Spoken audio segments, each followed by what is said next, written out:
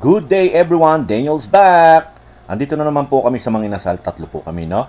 Dito na naman po kami manananghalian ni Rog tsaka ni Mrs. Ewan ko kung anong pumasok sa isip niya at manlilibre sa mga inasal.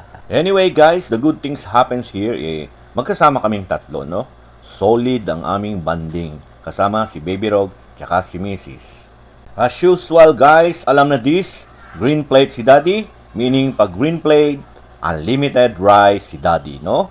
Kaya yun na nga guys, samahan nyo kaming tatlo, dine with us, makisaya, makigulo, na which is ang layunin ng bidyong ito ay maghatid ng tuwa at saya, no?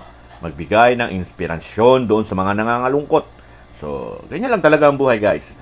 Iikot lang ang mundo, umaga, tanghali, kakain na naman tayo, no? Tara, samahan nyo kami. Dine with us, pagsalusaluhan natin to, rock and roll. Thanks for watching. Sa wakas guys, dumating na rin ang order namin. Napakatagal. Minsan ito lang nakakabwisit kay Mang Inasal, no? Yung pagkabagal-bagal nila.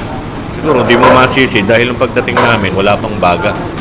Hindi pa nakakapagparingas ng ano nila. Pero ang siste, marami nang huling dumating. Nauna pa silang bigyan.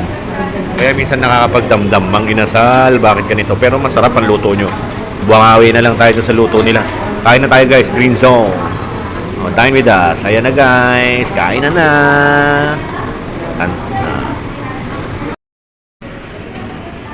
Paborito guys ni ni Rogue talaga yung pansit palabok.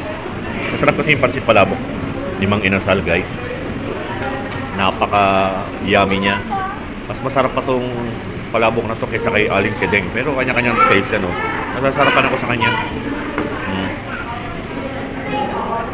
Hindi naman kung paano sumubol sila. Masarap talaga siya. Bata. Gusto niya talaga yung pansit palabok ni Mang Inasal.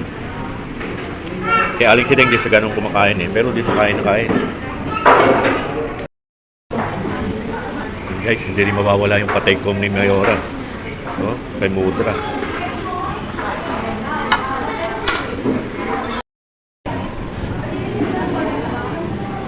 Hindi mawawala siyempre halo-halo ni Rog. Paborito niya yan. Kaya lang ako uubos niyan guys. Kakainin niya lang dyan yung ice cream tsaka leche flan. The rest, si Daddy na.